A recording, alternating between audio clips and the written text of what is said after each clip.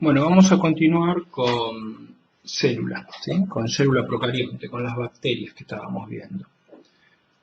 Veamos qué es lo que habíamos visto hasta el momento, rápidamente. Hemos visto que las bacterias tienen una membrana plasmática, lipídica. Hemos visto que tienen una pared celular y según sean gram positivas o gram negativas, esta pared celular podía ser más fina o ser más gruesa. Y si eran gram negativas, iban a tener una membrana externa también, ¿sí? Entonces, tenemos la membrana plasmática, tenemos la pared celular,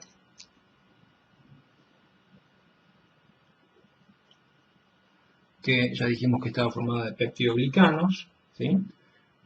Que era o lo que es lo mismo la mureína. Y también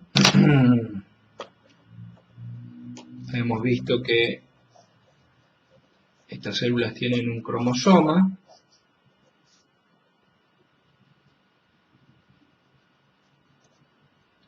¿sí? Bacteriano, que está formado por ADN y que es circular y desnudo. Y vimos también que había plásmidos,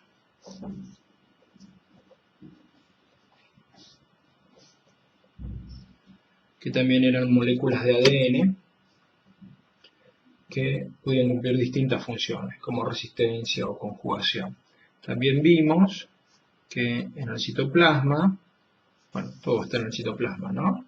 Podíamos encontrar ribosomas y polirribosomas, donde se estaba efectuando la síntesis de proteínas,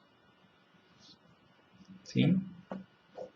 Nueva síntesis de proteínas. Y esto era un polirribosoma.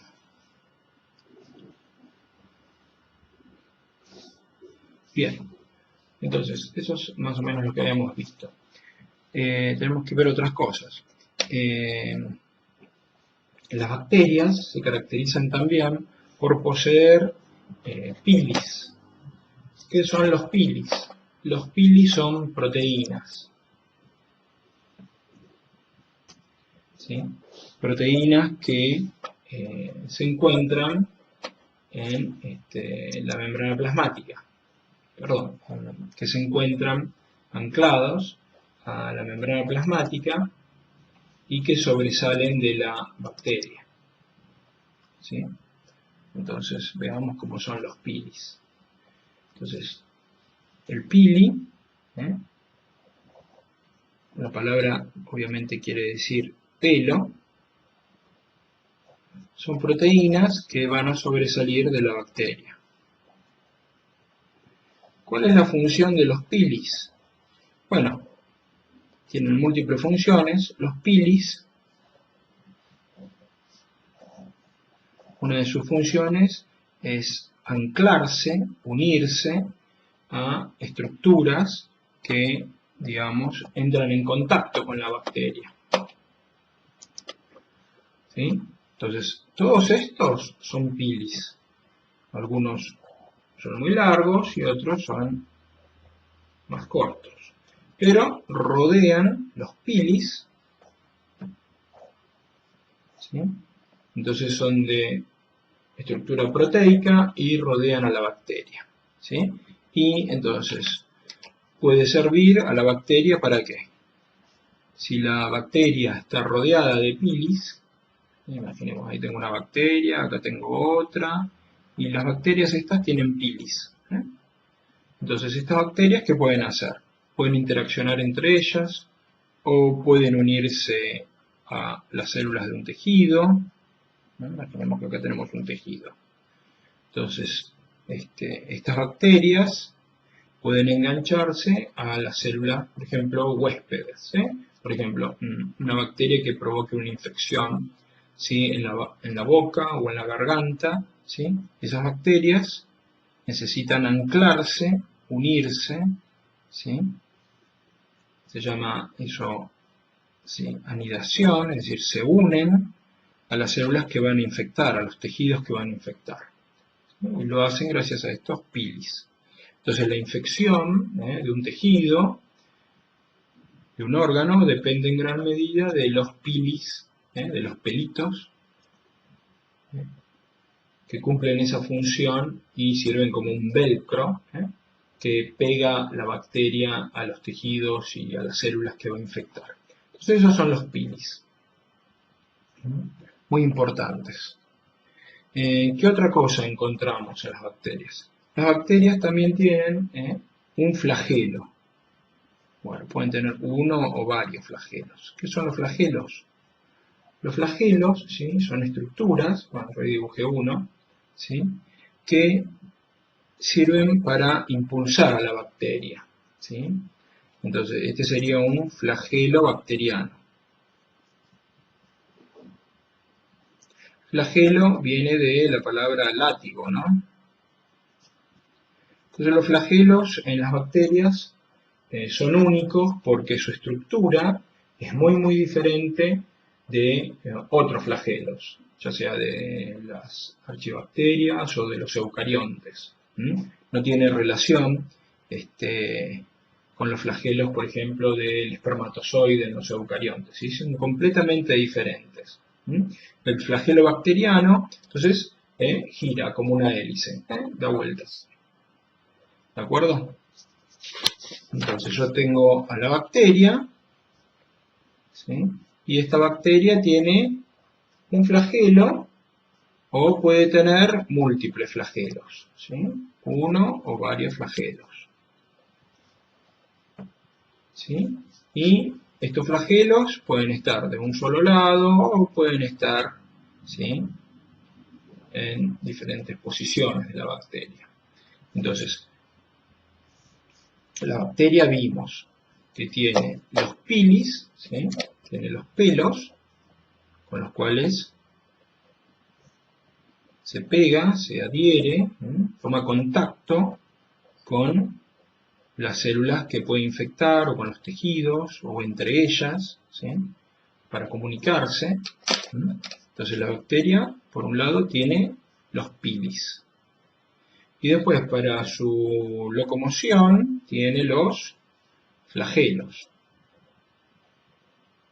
que, vuelvo a repetir, no tienen relación con los flagelos de las células eucariontes. Puede ser un flagelo solo o múltiples flagelos, ¿sí?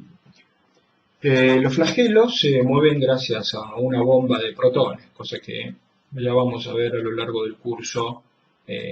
Las bombas de protones se usan para muchas funciones. Entonces, la fuente de energía para el movimiento, ¿sí?, porque esto dijimos que se mueve como una hélice, ¿sí? Este flagelo gira, ¿sí?, rota, más o menos 1000 vueltas por minuto, 1000 revoluciones por minuto, y permite a la bacteria nadar, ¿sí?, para su tamaño a gran velocidad, ¿sí? Sería más rápida comparativamente si lo comparamos con un guepardo o un chita. Para su tamaño, las bacterias se mueven muy rápidamente. Entonces, las bacterias tienen los pilis para comunicarse entre ellas, para unirse si son bacterias infecciosas, o si colonizan el suelo, o un alga, o si, como dije, son infecciosas y crecen en el pulmón o en la garganta, tienen estos pilis para pegarse a las células que van a infectar. El flagelo para desplazarse. Algunas bacterias, ¿qué dijimos hasta ahora de las bacterias? Tenían membrana plasmática, ¿se acuerdan? Membrana plasmática, pared celular, ¿sí?, que iba a depender si esta pared celular, si eran gram positivas, ¿sí?, iba a depender cómo era esa pared celular, dependiendo si eran gram positivas o gram, ¿sí?, negativas, ¿no es cierto? Algunas bacterias tienen otra cubierta más, no todas, ¿sí? Entonces, algunas bacterias tienen lo que llamamos una cápsula.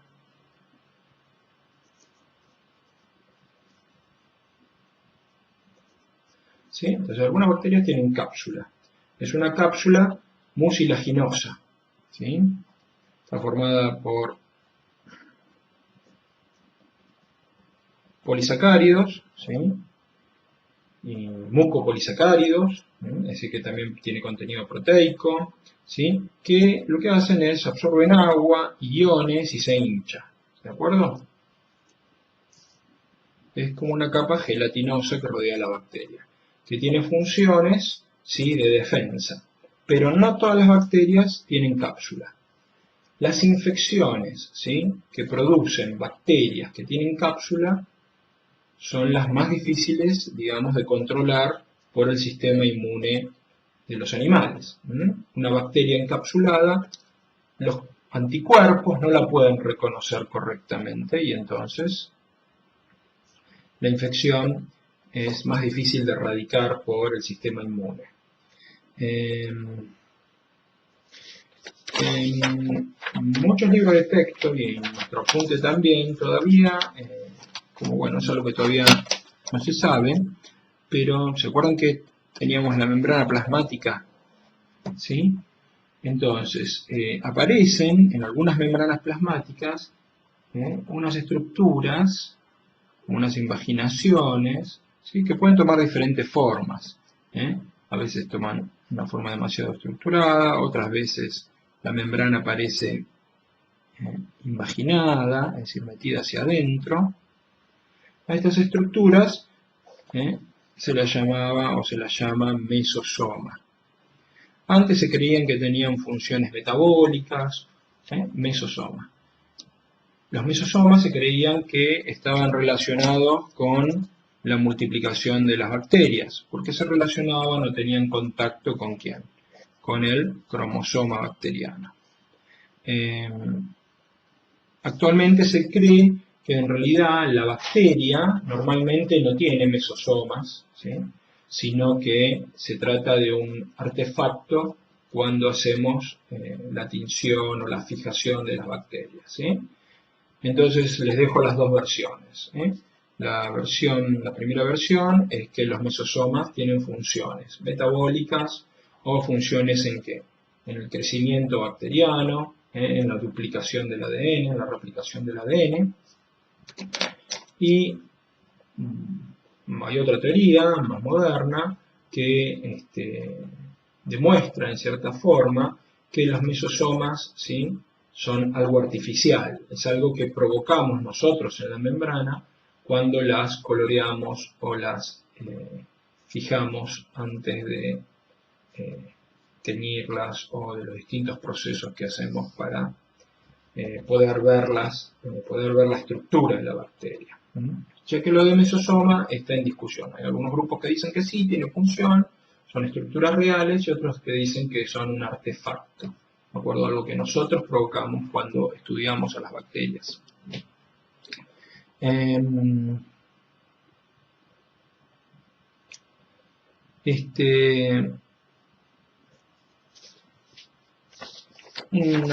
Algo más sobre las bacterias, ¿sí?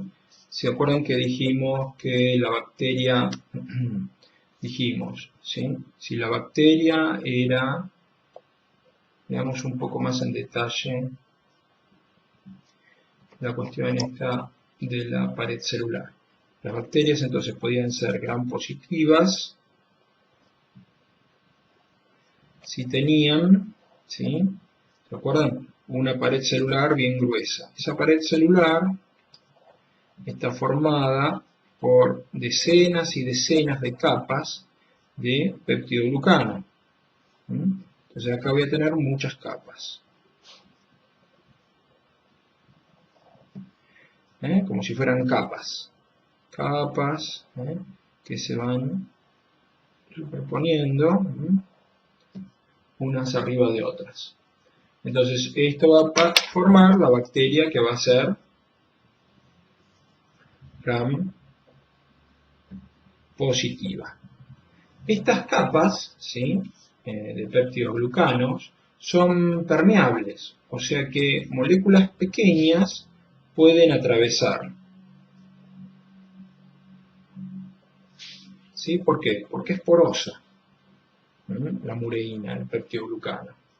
Es un material poroso y moléculas pequeñas pueden permear.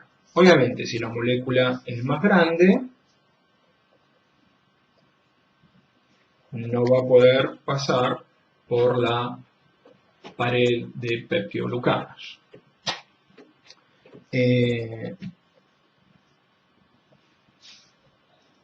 Entonces, la bacteria de esta forma puede recibir todos los nutrientes, iones, aminoácidos, pequeñas moléculas, glúcidos, ¿sí? Pueden permear la pared porosa, ¿sí?, y llegar hasta la membrana, que está llena de transportadores, ¿sí?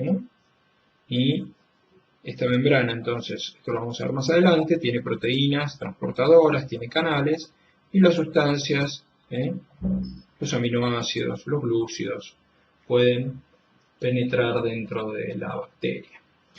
Las gram negativas, ¿sí?, las gram negativas, dijimos que tenían la membrana plasmática, vamos a marcar primero esta otra célula, ¿sí?, la membrana plasmática, y aquí la pared celular, que dijimos que era porosa, ¿no?, que tenía todas esas capas. Las gram negativas se caracterizaban ¿por qué? Se caracterizaban por tener menos capas, ¿sí?, de peptidoglucano, entonces eran mucho más finas, y lo que tenían por afuera, ¿sí?, era una membrana externa. ¿De acuerdo? Entonces, una membrana plasmática lipídica. Luego, la pared celular, ¿sí?, también llamada membrana plasmática interna. Y finalmente, por fuera, una membrana plasmática externa. Una membrana plasmática externa. ¿Sí? Entonces, aquí lo que ocurre es que al tener una membrana plasmática externa, ¿sí?, va a haber unas moléculas proteicas que se llaman porinas, ¿sí?, que forman poros, forman canales, las porinas. Ahí está, porinas, ¿sí? Entonces estas son las porinas, que están en la membrana plasmática externa. Entonces, las pequeñas moléculas, glúcidos, aminoácidos y demás, pueden penetrar por las porinas. Ya dijimos que la pared celular no hay problema para atravesarla porque es porosa. Imagínense si puedo atravesar, ¿sí?, todas estas capas, va a poder atravesar perfectamente una. Entonces, en la membrana plasmática externa, yo voy a tener las porinas. Porque las membranas plasmáticas, ¿sí?, son, a diferencia de, ¿qué? A diferencia de la pared celular, esta es la pared celular. La pared celular es porosa y por lo tanto es permeable. En cambio, las membranas plasmáticas, tanto la interna como la externa, ¿sí?, no son porosas y permeables, sino que son semipermeables, o sea, algunas cosas dejan pasar y otras no. ¿Sí? Es una característica de ¿quiénes? De las membranas plasmáticas, son semipermeables. Entonces, para que las moléculas pequeñas puedan pasar, necesitamos de esas porinas en la membrana plasmática externa. Y en la membrana plasmática interna vamos a tener transportadores. ¿Sí? ¿De acuerdo? Entonces las moléculas van a poder pasar. ¿Sí? Las porinas para poder atravesar la membrana plasmática externa. Y transportadores y canales para que puedan pasar por la membrana plasmática interna. Todos los nutrientes y moléculas que necesitan las bacterias.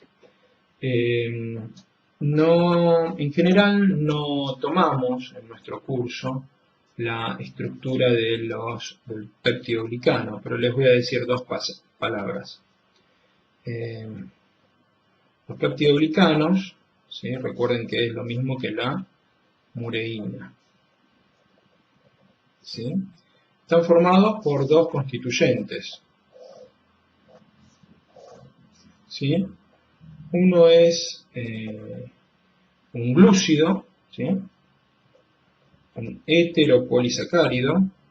Después, cuando tengamos la clase de glúcidos, vamos a ver bien qué son los heteropolisacáridos.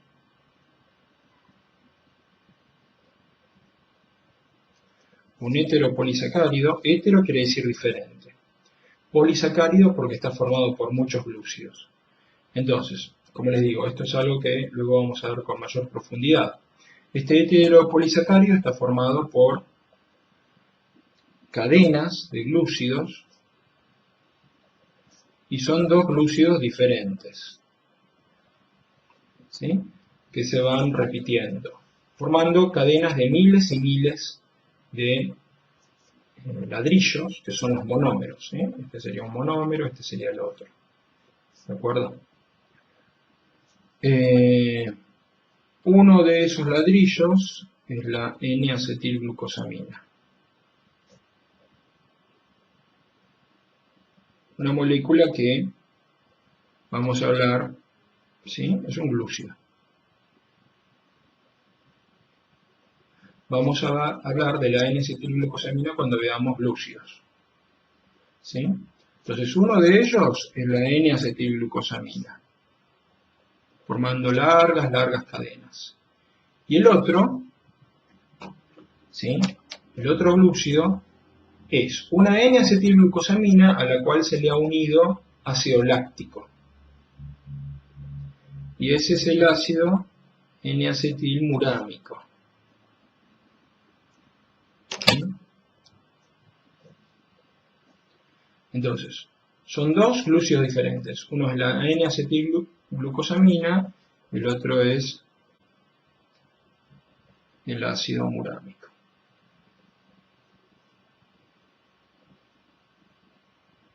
¿Sí? Entonces, estos glúcidos forman largas cadenas, ¿sí? Lo voy a dibujar acá. ¿Mm?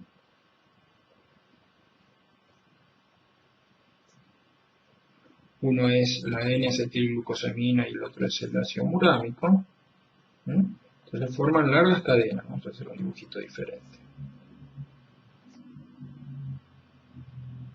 Entonces, uno es la N-acetilglucosamina y el otro es el ácido murámico. Y forman cadenas, ¿sí? Muy largas. ¿Sí? Y acá abajo tendríamos otra cadena, donde se repite lo mismo. Acá me equivoqué, falta uno, porque van intercalados siempre. Entonces, uno es la N-acetilglucosamina y el otro es el ácido murámico. Y acá tendríamos lo mismo, otra cadena más. ¿Sí? Y estas cadenas, ¿sí? Son lo que vemos acá, las capas.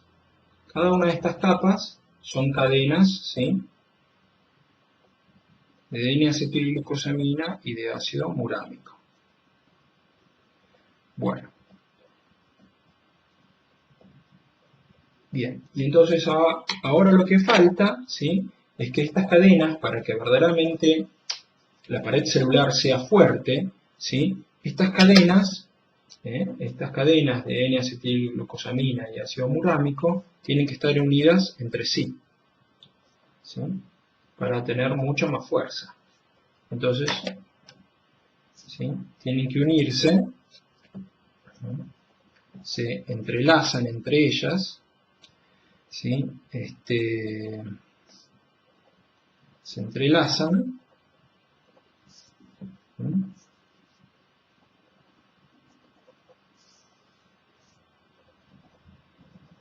para, ¿sí?, que las cadenas tengan mucho más fuerza.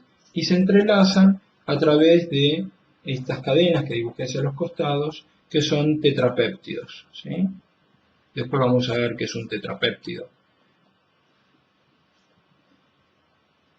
que son 4 aminoácidos, ¿sí? Entonces, 4 aminoácidos unidos.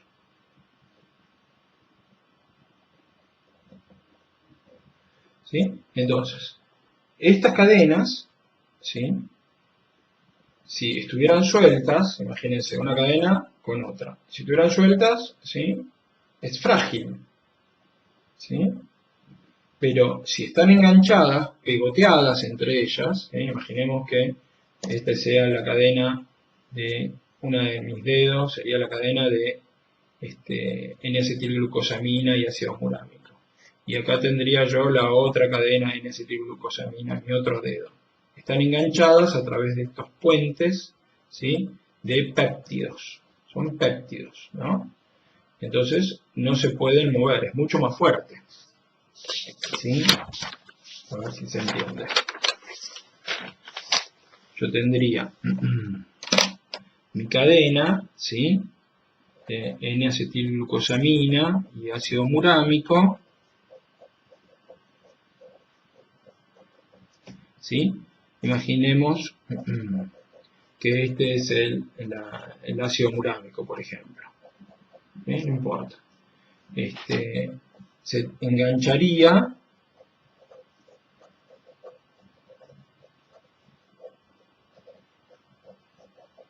¿sí? Acá habría, ¿qué cosa? Un péptido, ¿sí? Acá habría otro péptido y un aminoácido más haría de puente. No importa la estructura. Entonces tendríamos que un glúcido, un heteropolisacárido, otro glúcido, un heteropolisacárido, y enganchando entre ellos, ¿sí?, los péptidos. ¿De acuerdo? Entonces las cadenas quedarían enganchadas entre ellas. Y esas cadenas, un gran positivo, por ejemplo, bueno, ahí tendría una y acá tendría otra. Si las tendría así serían frágiles, pero acá va a venir, ¿quién? Los péptidos enganchando una cadena con la otra. ¿Se entiende? Bueno, y entonces, sí, de esa forma tenemos las cadenas de las mureína y de la, quiero decir, N-acetilglucosamina y la mureína unidos. Una cosa que generalmente no toman, pero como les acabo de decir, ¿sí?, el peptidoglicano tenía dos constituyentes, ¿sí? Uno es un heteropolisacárido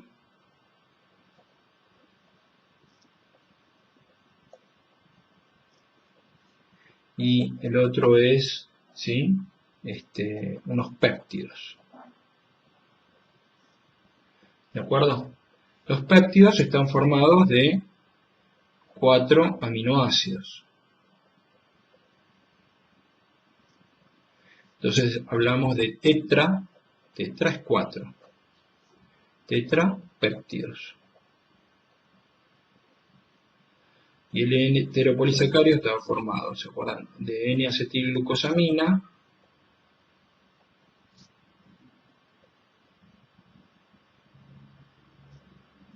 y el ácido murámico, ¿no? Bueno, resulta ser que cuando veamos aminoácidos, ¿sí?, cuando veamos aminoácidos, vamos a ver que los aminoácidos pueden aparecer en dos configuraciones, ¿sí? los aminoácidos de la forma L y de la forma D. En prácticamente todos los seres vivos, ¿sí?, lo que aparecen son aminoácidos de la forma L. Pero en las bacterias, en estos tetrapéptidos, aparecen una gran cantidad de aminoácidos de forma D. ¿De acuerdo? Es algo para tener en cuenta, que es algo característico de las bacterias, la pared celular, ¿sí? Entonces, como les dije, los aminoácidos, que son los constituyentes de ¿quiénes? De las proteínas, son los monómeros de las proteínas. Los aminoácidos, en casi todos los seres vivos, ¿sí?, predominan los aminoácidos de la forma L. Y los aminoácidos de forma D, en forma característica, ¿sí?, se encuentran ¿en dónde? En la pared celular de las bacterias. ¿Sí? Es algo para tener en cuenta eso. Otra cosa importante es que la pared celular de las bacterias es muy tóxica, por ejemplo, de las gram negativas, es muy tóxica para, por ejemplo, los animales. ¿Por qué? Porque las gram negativas, ¿sí?, tienen, dijimos, una membrana plasmática interna,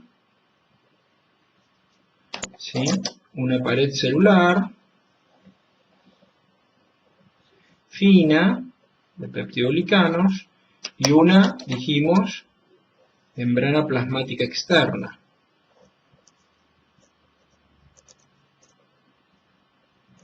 Bueno, esa membrana plasmática externa tiene lo que se denomina dentro de su estructura, estos no son pilis, ¿sí?, son lipopolisacáridos.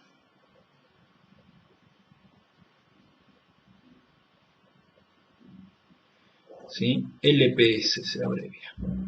Estos lipopolisacáridos, ¿sí?, forman parte de la membrana plasmática externa de las bacterias gram negativas y nuestro sistema inmune reconoce a los lipopolisacáridos como algo extraño, porque son propios de ¿quiénes? Son propios de las bacterias gram negativas.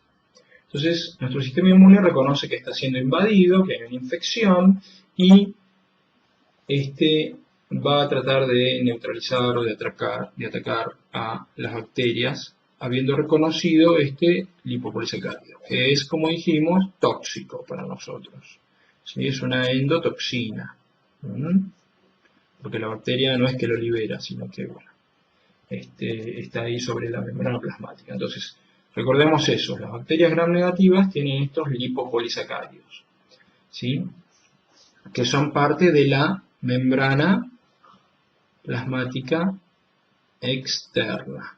Algo característico de las bacterias gram negativas, ¿sí? Gram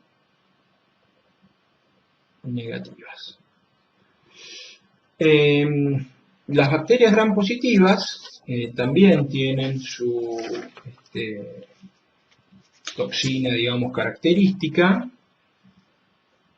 ¿sí?, simplemente para que tengan una idea, ¿sí? Entonces, una bacteria gram positiva, ya sabemos, tiene la membrana plasmática y tiene una capa muy gruesa de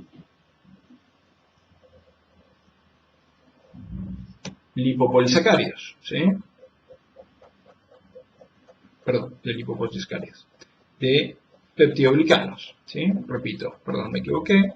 Esta es una capa muy gruesa formada por múltiples capas de peptidoglicanos.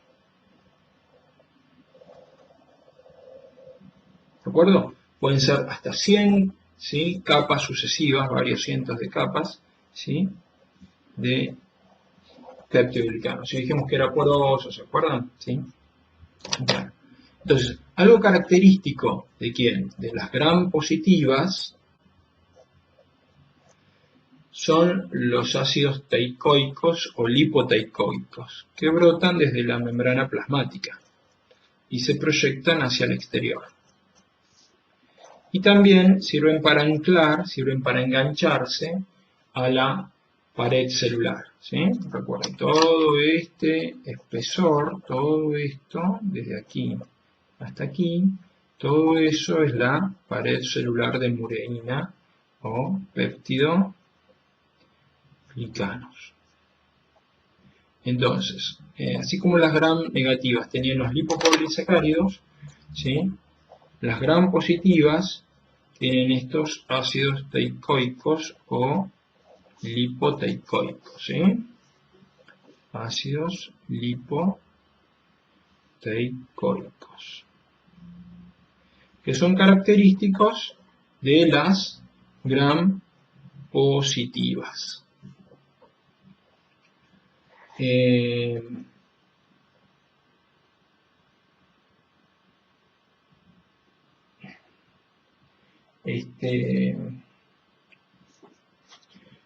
Entonces,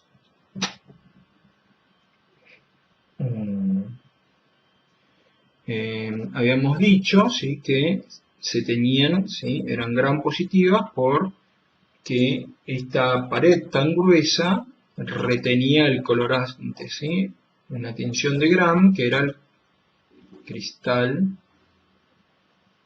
violeta. ¿Sí? El cristal violeta era el colorante que retenía. Entonces, la toxina, ¿sí?, lo que, digamos, nuestro sistema inmune reconoce y que puede ser tóxico para nosotros, son estos ácidos lipoteicoicos o ácidos teicoicos. Recuerden que la variedad es inmensa y que estaban, ¿se acuerdan? Lo había nombrado, las micobacterias.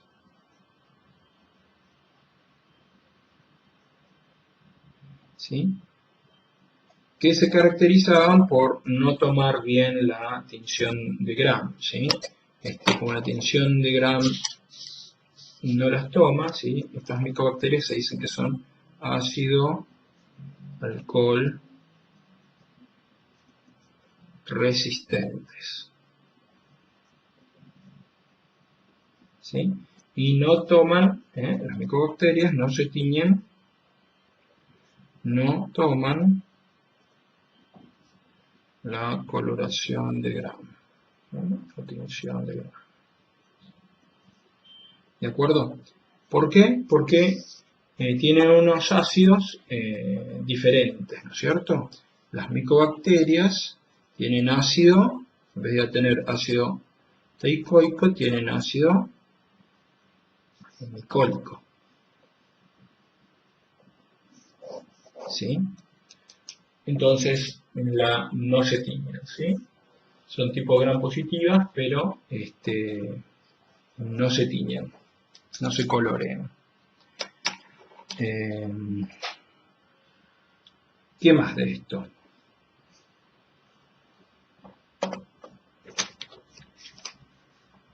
Lo último para terminar, ¿sí?, ya con procariontes, siempre falta algo, pero bueno, es cómo se reproducen, ¿sí?, la reproducción de la célula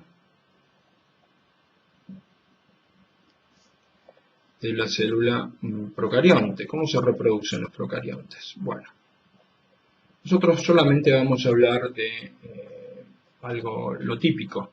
Los procariontes lo que hacen, obviamente, es crecer.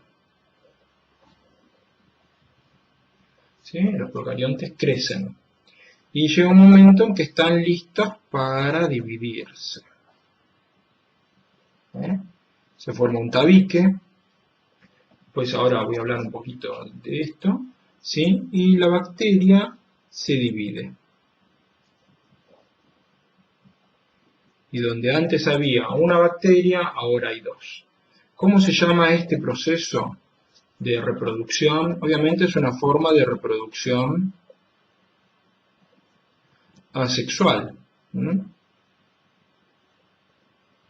Es una forma de reproducción asexual y se llama fisión binaria. Fisión quiere decir división. Fisión quiere decir división. Binaria porque es 2, ¿no es cierto? De una bacteria se van a producir 2 bacterias hijas. ¿Sí? Es una forma de reproducción asexual, se llama fisión binaria. O también se le puede decir amitosis, porque es un proceso de división celular, pero que no es la mitosis. Amitosis, se está negando, ¿no? Amitosis, ¿de acuerdo? ¿Sí? No es mitosis esto. ¿Qué es? Es fisión binaria, que ocurre en las células procariontes. Algo importante para tener en cuenta es que, ¿cuál es la condición para que esta célula procarionte se pueda dividir? Bueno, dijimos una, tiene que crecer, tiene que sintetizar membranas, proteínas, lípidos, etcétera, etcétera. Pero otra cosa que tiene que ocurrir es qué pasó con el cromosoma. ¿Sí? Este es el cromosoma.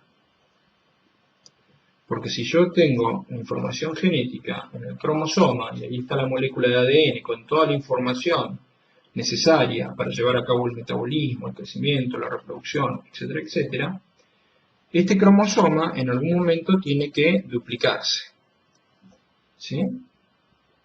Entonces, antes de que ocurra la división, tiene que ocurrir el proceso de síntesis de ADN. ¿Sí? Tiene que ocurrir la síntesis de ADN. ¿De acuerdo? O también podemos llamarlo como replicación del ADN. Replicación o también duplicación, porque se va a duplicar la cantidad de ADN. Replicación o duplicación de ADN. Entonces, donde teníamos un cromosoma, pasamos a tener 2. Y luego se separan esos cromosomas, ¿sí? Y cada célula hija va a tener una copia de la misma molécula de ADN que tenía la célula madre, ¿sí? Entonces, empezamos con un cromosoma y llegamos a tener luego, ¿sí? 2. Entonces, eso ocurre antes de la división, tiene que ocurrir. Tenemos que duplicar la cantidad de ADN, ¿sí? Acá fíjense, no importa la cantidad de ADN que teníamos X de ADN, ¿sí? Con este X de ADN, lo que estoy diciendo es la cantidad que tenía de ADN. Imaginemos que tuviera 1 gramo. Si esta molécula pesa 1 gramo, luego tengo 2 iguales. Voy a tener 2 gramos. Entonces, en cuanto a masa de ADN, ¿sí? No importa cuánto ADN tenga yo, X, es una cantidad cualquiera de ADN, X de ADN, 10 de ADN. Luego, ¿cuánto voy a tener? Voy a tener 2 veces 10, 20. ¿Sí? Si tenía 1, voy a tener luego 2 por 1. Entonces, la cantidad de ADN se va a duplicar. ¿Sí? Cuando yo hago la replicación, la duplicación o la síntesis de ADN, son todos sinónimos, ¿sí? Tienen el mismo significado, ¿sí? Entonces, lo que yo voy a hacer es duplicar la cantidad de ADN. Y a cada célula hija le va a corresponder, en este caso, en un procarionte, un cromosoma. ¿De acuerdo? Esta es la fisión binaria o amitosis, que es la forma en que se multiplican las bacterias. ¿Cuánto tiempo le lleva todo este proceso? Todo este proceso, desde que es una célula hasta obtener 2 células, ¿sí? Entre aproximadamente 20 minutos. ¿Sí? En 20 minutos, media hora, una célula da origen a otras 2 células. ¿Sí? Esto quiere decir que en 24 horas, si se fijan y hacen la cuenta, van a ver que una célula puede dar origen a 1.000.000 de células. ¿Sí? Una célula procarionte, una bacteria, puede originar toda una colonia, ¿sí? Que tiene cientos de miles, millones de bacterias, ¿sí? En solamente 24 horas. Con las condiciones óptimas, ¿no? de nutrientes, ¿sí? Y demás, pH, temperatura, etcétera, etcétera. Entonces, esta es la forma en que se multiplican las bacterias. Bueno, siempre va a faltar algo, porque la cantidad de cosas que vemos es mucha. ¿Qué otra cosa podemos decir de las bacterias? ¿Sí? Sí, esto es importante. Otra cosa que podemos decir es, ¿se acuerdan que nosotros habíamos visto que habían diferentes tipos de bacterias? ¿Sí? Habían diferentes tipos de bacterias. Entonces hablemos un poquito del metabolismo de las bacterias y qué tipos diferentes de bacterias hay. ¿Sí? Entonces de las bacterias habíamos visto varios grupos. ¿Sí? Dentro de las bacterias están las eubacterias, que es lo que estamos viendo, lo que vimos. Luego están las cianofisias. ¿En qué se diferencian? Es que las eubacterias son heterótrofas. Y las cianofisias, antiguamente las bacterias, las cianofisias eran llamadas algas azul verdosas, ¿sí? Son autótrofas, hacen fotosíntesis. ¿Sí? Y luego tenemos, por ejemplo, los micoplasmas, que también son interesantes, que son heterótrofos, pero son especiales porque carecen de pared celular, sin pared celular.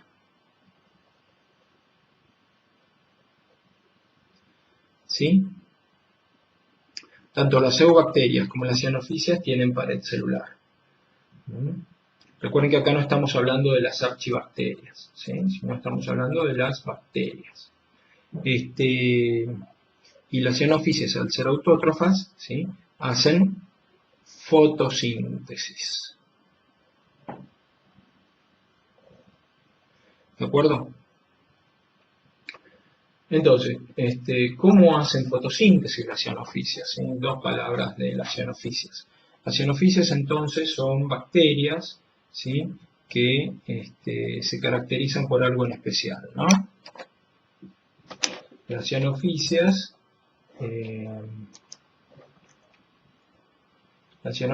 como vimos, tienen pared celular, ¿sí? Como dijimos.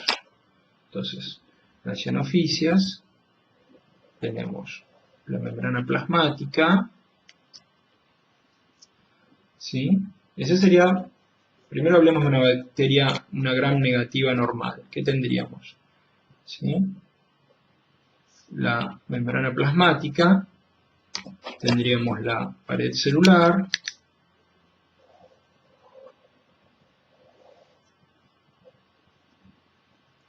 y tendríamos la pared celular externa.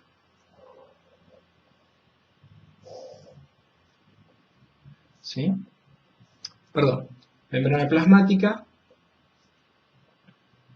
la membrana plasmática, la pared celular. Vamos a hacer otro dibujo, que queda un poco desprolijo. ¿Sí? Entonces, ¿cómo sería una gram negativa normal? Así lo comparamos. Una gram negativa normal sería, tendríamos la membrana plasmática, tendríamos la pared celular,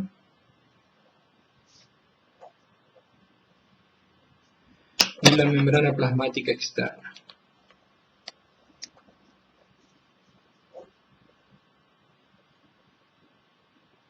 Y esta era la membrana plasmática interna. ¿Sí? Esa es una gram negativa normal. Veamos ahora una cianoficia. Las cianofisias, las bacterias cianofisias, también son del tipo gram negativa, pero fíjense la diferencia que tienen. La membrana plasmática interna tiene invaginaciones, ¿sí? Que se meten hacia adentro, la membrana.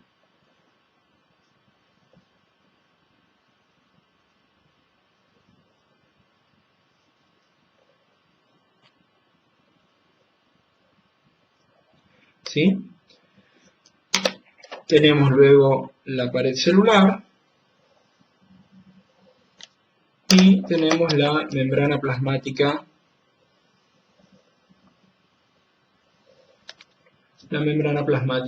externa.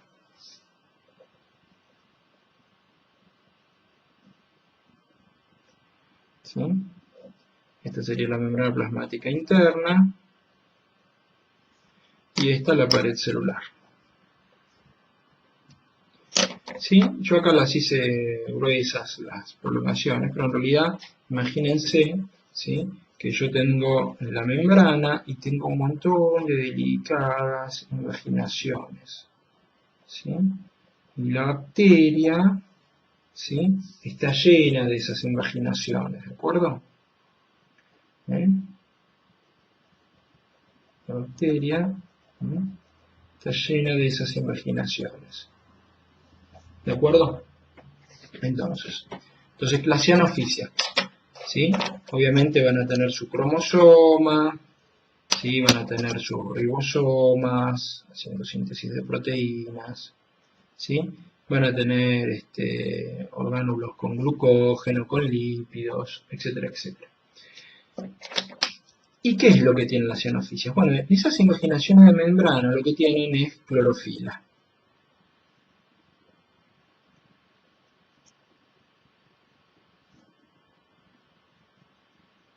¿Sí?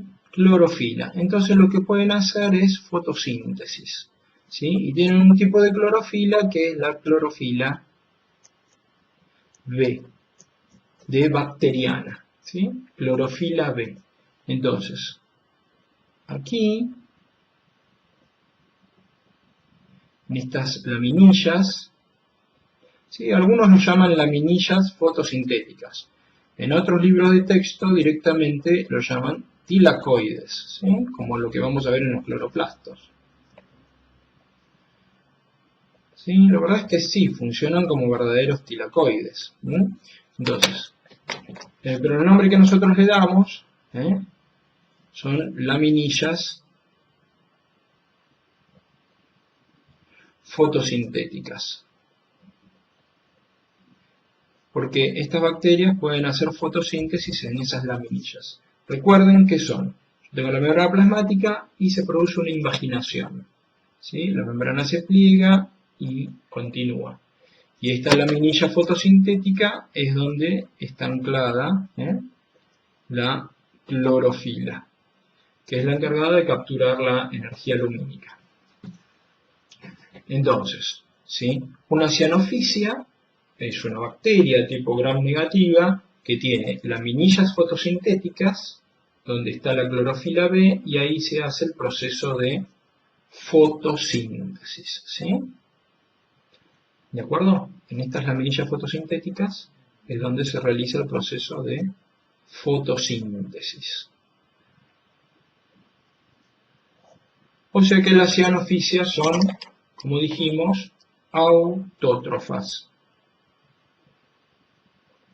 Las cianofisias crecen en aguas estancadas, ¿sí?, en el suelo, sobre otros organismos, en el mar, ¿sí? Entonces, esto para que tengan un ejemplo de procariontes fotosintéticos, las cianofisias. Otro procarionte que tienen que conocer, lo escribimos antes, son los micoplasmas. De los micoplasmas, ¿qué tienen que saber? Los micoplasmas tienen que saber básicamente, ¿sí?, dos o tres cosas. Uno, son procariontes, o sea, están dentro del reino, ¿sí?, en la vieja clasificación, en el reino Monera, ¿sí? Otro, son procariontes sin pared celular, han perdido la pared celular. Por lo tanto, ¿se acuerdan lo que pasaba? Si yo tenía un procarionte, ¿sí?, sin pared celular, el procarionte sin pared celular tendía a llenarse de agua, ¿sí?, a crecer y a terminar reventando, ¿sí? ¿De acuerdo? ¿Se acuerdan que eso lo vimos? ¿Cómo solucionan ese problema los micoplasmas? Bueno, los micoplasmas, ¿sí?, son parásitos. Y van a reforzar su pared celular ¿con qué? ¿Sí? Con colesterol. Entonces, la membrana plasmática de los micoplasmas,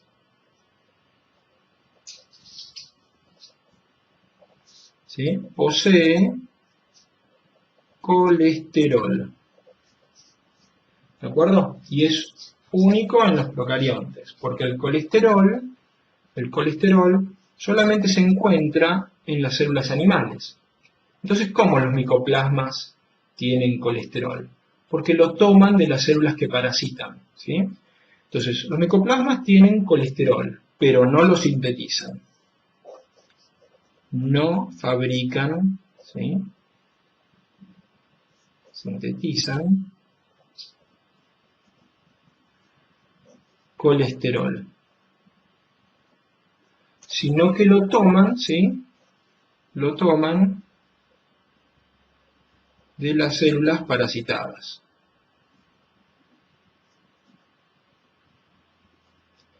¿Y por qué es tan importante el colesterol? Porque el colesterol, ya vamos a ver, ¿sí?, tiene una función estructural y va a reforzar la membrana plasmática de los micoplasmas, ¿sí?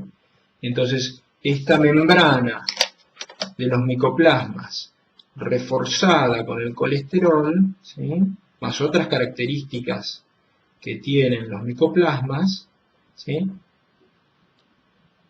va a impedir que el micoplasma se llene de agua y, digamos, reviente, ¿sí? ¿Por qué? Porque tiene esta membrana plasmática reforzada con el colesterol.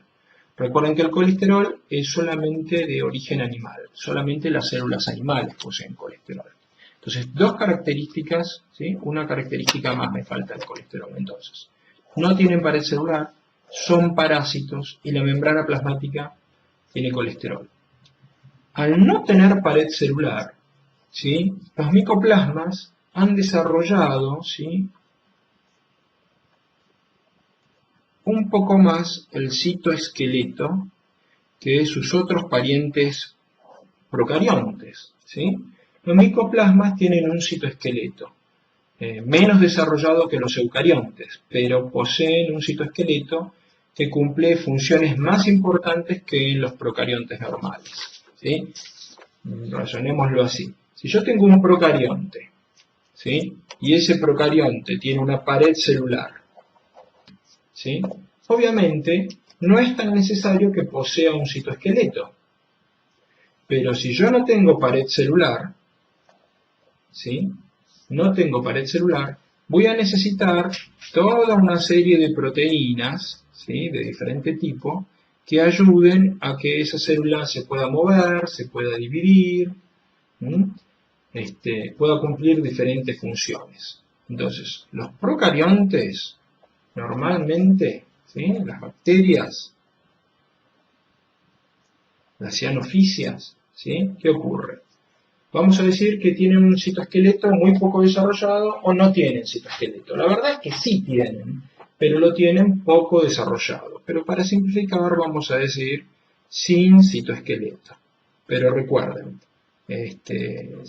sabemos, los investigadores han descubierto que los procariontes tienen proteínas, ¿sí?, análogas, que cumplen funciones similares a las proteínas del citoesqueleto en los eucariontes. Pero nosotros, para simplificar, vamos a decir que los procariontes, como tienen pared celular, el citoesqueleto está muy poco desarrollado o carecen de citoesqueleto. En cambio, los micoplasmas, al no tener pared celular, ¿sí?, han desarrollado un citoesqueleto, ¿sí? Recuerden que el citoesqueleto va a estar muy desarrollado en las células eucariontes, ¿de acuerdo? Y los micoplasmas, entonces, dos cosas interesantes, ¿no es cierto? Tienen citoesqueleto y la otra era que tenían colesterol, aunque ellos no lo fabrican, sino que lo toman de las células que están parasitando. Entonces, como concepto importante para terminar con los procariontes, es que los procariontes carecen de endomembranas, ¿sí? Entonces, las células procariontes, ¿sí?, carecen de endomembranas. ¿Esto qué quiere decir? Quiere decir que carecen de membranas internas. Endo es adentro. Endo, adentro. Y membranas, bueno, se refieren a todas las membranas. Entonces los procariontes, ¿sí?, como vimos, ¿qué tienen? Tienen una membrana plasmática,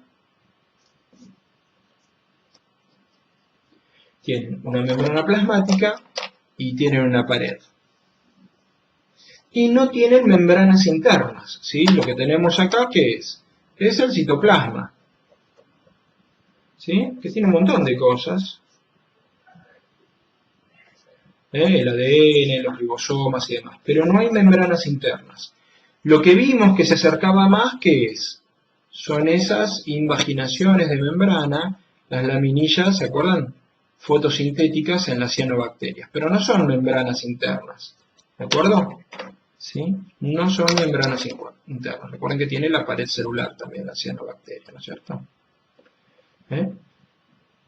Son invaginaciones de membrana. La membrana se mete para adentro. Invaginación, ¿sí?, de membrana. Eso es lo que significa invaginación. La membrana se mete hacia adentro. Pero no hay membranas internas. Bueno, acá de nuevo hay excepciones, ¿sí? Hay algunos procariontes que sí tienen algunas digamos, estructuras internas, pero bueno, nosotros vamos a simplificar y vamos a decir que los procariontes carecen de endomembranas, no tienen, ¿sí?, un sistema vacuolar citoplasmático, ¿sí?, sin sistema vacuolar citoplasmático, ¿de acuerdo? Es decir, sin endomembranas, ¿sí? SBC es sistema vacuolar citoplasmático, que es lo mismo que decir que carecen de endomembranas, ¿sí? ¿De acuerdo? Sin sistema vacuolar citoplasmático, sin endomembranas, ¿sí? Los procariontes carecen de endomembranas. Entonces, fíjense, es como si definiéramos siempre ¿a quién? A los procariontes por la negativa, ¿sí? Entonces, ¿qué podemos decir de los procariontes? O de las bacterias, ¿sí? Resumiendo a grandes rasgos, no poseen núcleo.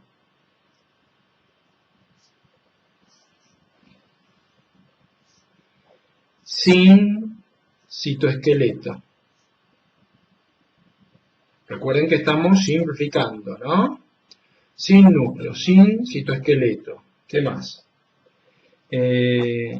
Carecen de endomembranas.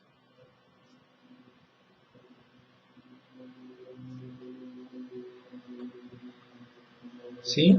No poseen núcleo, sin citoesqueleto, carecen de endomembranas. Eso sería todo lo que no tienen.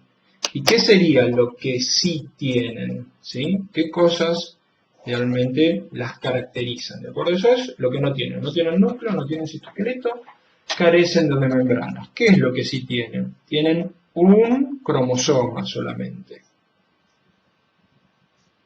¿Cómo es ese cromosoma? Es circular y desnudo. ¿Sí? ¿Qué más? Todos, menos los micoplasmas, tienen ¿qué? Pared celular. ¿Y qué tiene esa pared celular? Péptidoglicanos.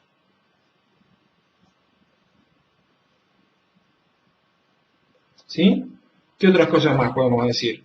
Hay algo más que los caracteriza relacionado con el cromosoma y con el ADN. ¿Qué tienen? Tienen plásmidos, no todas, pero es algo característico de las bacterias, ¿de acuerdo? ¿Qué más? Otras cosas importantes. Pili, flagelos, especiales porque los flagelos procariontes no son iguales a otros flagelos entre los seres vivos. ¿De acuerdo? ¿Sí? ¿Cómo se dividen? Se dividen por fisión binaria.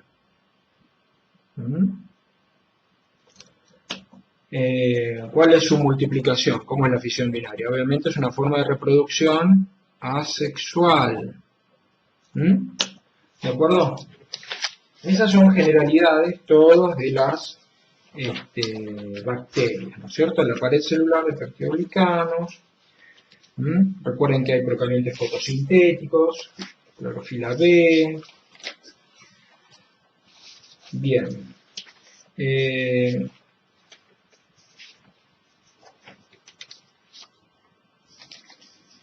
Luego vamos a seguir hablando alguna cosa más de los procariontes, ¿sí? Como por ejemplo las funciones de los plásmidos, pero lo vamos a dejar aparte.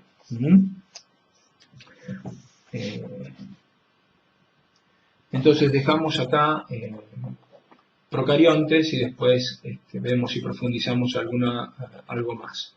Entonces el próximo video ya sería sobre células eucariontes, ¿sí? Recordar que no expliqué conjugación todavía, ni por ejemplo cómo las bacterias son resistentes a los antibióticos, o sea, cómo aparece la resistencia, ¿sí? ¿Por qué una bacteria que inicialmente es sensible a un antibiótico se muere con el antibiótico, luego aparece la resistencia? Entonces eso lo vamos a ver en el próximo video.